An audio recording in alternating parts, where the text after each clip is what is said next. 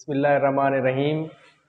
हम देख रहे हैं आज सवालिया के हवाले से, सवालिया या इस्तेहफामिया, सवालिया या इस्तेहफामिया।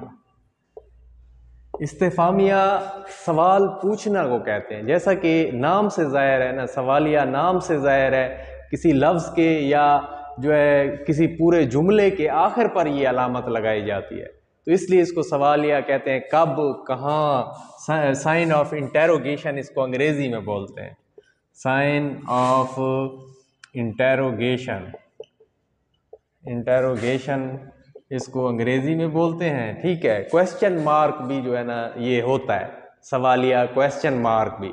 अब कब, कहाँ, क्यों, कैसे, कब, कहाँ, क्यों, कैसे, किधर, ये इनमें अलामत इस्तेमाल होती है। क्या इरादा है, क्या इरादा है, कब, घर जाओगे, खाने में क्या खाओगे।